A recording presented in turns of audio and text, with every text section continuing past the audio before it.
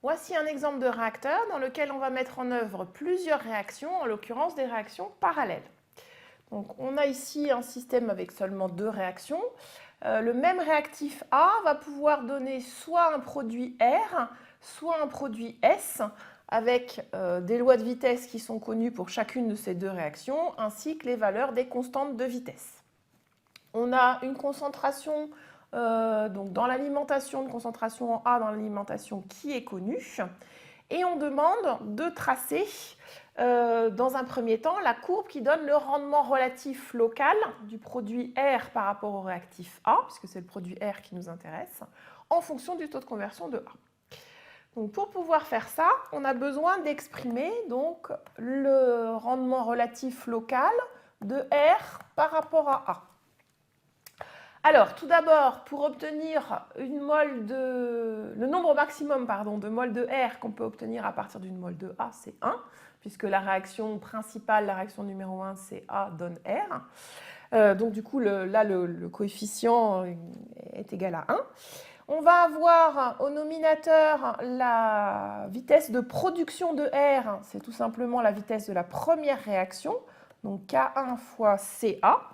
Alors que la vitesse de consommation de A, eh bien, c'est la somme des 2 vitesses R1 et R2. Donc K1 fois CA plus K2 fois CA au carré, compte tenu de la loi de vitesse. Et j'ai oublié quelque chose d'important, qui est que vous avez ici un coefficient 2. Donc on consomme 2 moles de A. Donc j'ai peut-être été un peu vite. Ici, on a R1, ici, on a R1 plus 2R2. Et donc, il y a un coefficient 2 qui vient ici. Donc, une fois qu'on a cette expression, on va pouvoir remplacer les CA par CA0 1 moins XA en phase liquide de manière très simple. Et donc, on a directement l'expression du rendement relatif local en fonction de XA, que l'on va pouvoir tracer. Donc c'est ce qui est fait ici. Donc on a le rendement relatif local en ordonnée, le XA en abscisse, et on voit que dans cet exemple, on a une fonction tranquillement croissante pour ce rendement relatif local. Alors, on demandait ensuite de calculer le volume du réacteur parfaitement agité qui permettrait d'obtenir un rendement le plus grand possible. Alors, pour avoir le rendement le plus grand possible, on voit qu'il faudrait maximiser l'air. Donc, pour maximiser cet air, on a intérêt à se placer à un taux de conversion de 100%. Et du coup, le rendement global sera proportionnel à l'air du rectangle que je trace ici. Donc ce sera comme ceci qu'on va maximiser le rendement global de notre réacteur. Alors, pour faire le petit calcul, on va aussi calculer le volume du réacteur parfaitement agité qui fait ceci. Donc on se fixe un XAS égale 1, puisque c'est ça qui manifestement permet de maximiser le rendement. Et on va écrire le bilan en A sur le réacteur parfaitement agité, fonctionnant en régime permanent. Donc on va avoir un FAE par exemple à l'entrée. Alors moins R1 moins 2R2 pour ce qui est de la vitesse de consommation de A, multiplié par le volume de ce réacteur parfaitement agité. Et donc ça, c'est égal à FAS ou encore FAE 1 moins XAS. Alors, compte tenu des différentes expressions, on se retrouve avec, donc on va avoir FAE-XA, ce qui nous reste ici et que j'ai changé de côté, qui est égal à K1 facteur de, on va dire CA0 1 moins XA, S, pour ce qui est de la première réaction, plus 2K2 CA0 carré 1 moins XAS carré pour ce qui est de la deuxième réaction. Voilà. Et tout ça est égal, fois le volume du réacteur parfaitement agité. Ce qui fait qu'on a un volume de réacteur parfaitement agité qui est égal au rapport des deux. Alors on peut aussi... non, c'est peut-être pas très utile. On va laisser FAE. On pourrait l'exprimer en fonction du débit volumique. Donc FAE XAS, évidemment, sur donc K1, CA0, 1 moins XAS, plus 2 K2, CA0 carré, 1 moins XAS carré. Alors, on pourrait simplifier un petit peu, mais on n'en a pas besoin en réalité parce que ce que l'on voit, c'est que lorsque on va avoir XAS qui va tendre vers 1, eh bien, on va avoir le dénominateur qui va tendre vers 0. Et donc, on va avoir un volume de réacteur parfaitement agité qui deviendrait infini.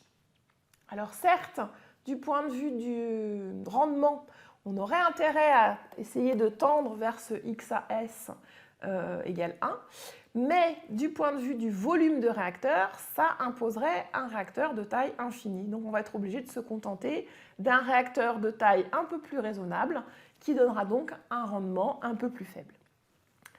Alors voyons maintenant en termes d'optimisation économique ce que l'on peut essayer de faire justement pour trouver un bon compromis par rapport à ce cas de figure. Donc essayer d'avoir un rendement important pour avoir une bonne production, mais un réacteur de taille raisonnable. Alors pour cela, on se donne un certain nombre d'informations un peu simplifiées. Donc on se donne un prix de fonctionnement du réacteur.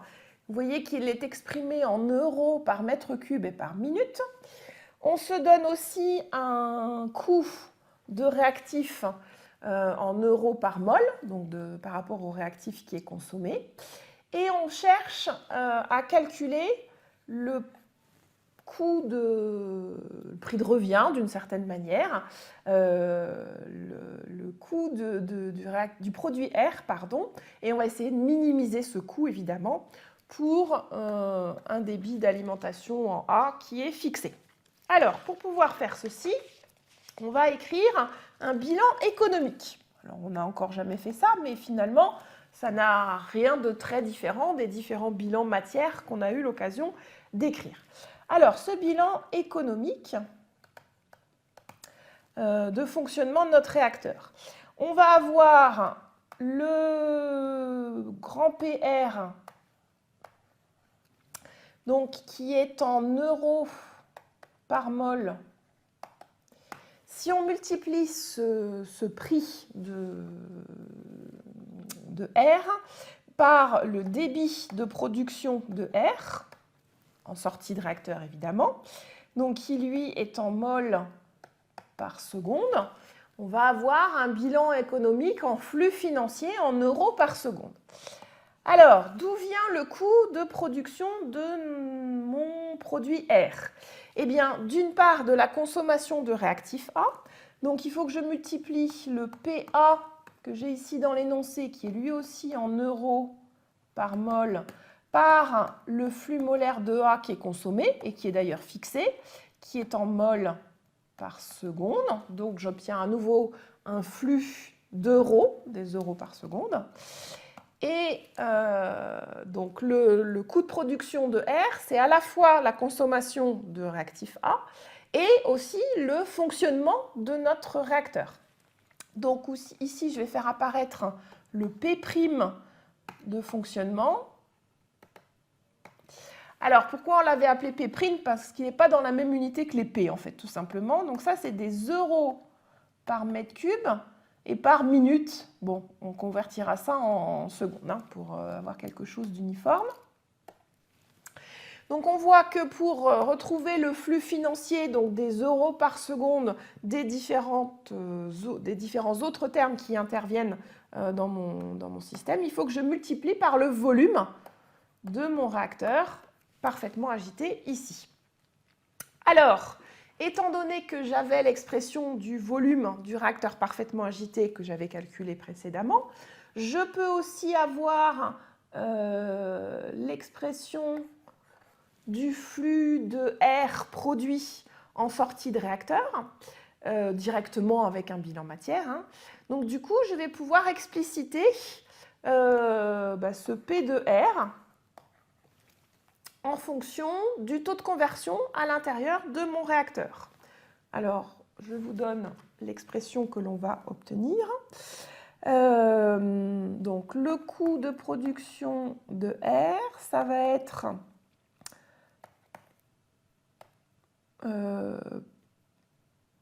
P de A facteur de FA0 sur FRS plus le P' de fonctionnement, donc VRPA sur FRS. Alors, le FRS, on l'obtient à partir du rendement.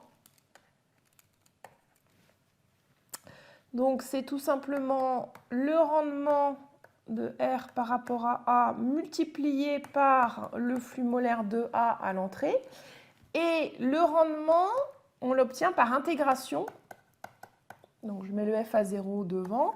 Par intégration entre 0 et x à s du rendement relatif local, qui est une fonction de xa, fois dxa. Alors, quand on est sur un réacteur parfaitement agité, ça simplifie beaucoup les choses, puisqu'en fait, le rendement local, il est uniforme. Donc, pour un réacteur parfaitement agité, on va avoir le rendement relatif local à la valeur XAS multiplié par XAS. Ça correspond de toute façon à ce qu'on traçait. Quand on trace le rectangle, c'est tout simplement le produit que l'on a indiqué ici. Alors, donc voilà pour ce qui est de récupérer la valeur du FRS dont on a besoin. Le volume du réacteur parfaitement agité, on avait donné son expression précédemment. Et du coup, je vous laisserai regarder l'expression que l'on obtient. Ça fait une équation un peu grosse, pas très compliquée, mais un petit peu importante. Et on peut tracer le graphique correspondant. Donc, on obtient la courbe qui est ici.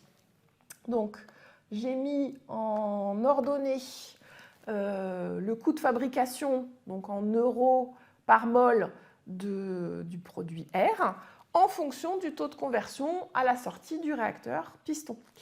Donc on obtient, vous voyez cette courbe qui présente des branches qui filent vers l'infini, à la fois pour un taux de conversion très faible et pour un taux de conversion très grand. Alors le taux de conversion très grand, on l'a vu qu'on a le prix qui augmente considérablement à cause du fait que le volume du réacteur devient énorme. Et pour ce qui est du taux de conversion faible, eh bien, si on produit peu, forcément, le coût de production du produit R devient important également. Alors, ce graphique est très intéressant parce qu'on voit que finalement, alors certes, on peut calculer le X pour lequel on va minimiser cette courbe, et ce sera l'optimum par rapport au fonctionnement de ce réacteur, mais on voit que finalement, on a quand même toute une plage dans laquelle on va avoir un coût de production de R qui reste faible, en tout cas par rapport à ces deux branches qui filent vers l'infini en XA égale 0, XAS égale 0 et XAS égale 1. Donc finalement, on a toute une zone dans laquelle on pourrait faire fonctionner ce réacteur. Alors, on peut quand même calculer numériquement ou par tâtonnement graphique la valeur pour laquelle on aura le coût de production le plus faible. On est à pas tout à fait 80% de taux de conversion en sortie de réacteur et on a alors, je vous ai indiqué la valeur, du coût de production de R dans ce cas. Donc on a vu sur cet exemple, tout d'abord un cas de calcul de rendement local puis de rendement global pour pouvoir représenter le fonctionnement d'un réacteur parfaitement agité sur cet exemple. Et on a vu comment, avec une optimisation économique, alors certes simplifiée, mais on peut quand même avoir déjà de premières réponses sur l'optimisation à la fois du rendement et du volume du réacteur, puisque sur cet exemple, pour un rendement important, il aurait fallu un réacteur de volume infini. Donc on va réduire un petit peu le rendement pour pouvoir avoir une taille de réacteur plus raisonnable.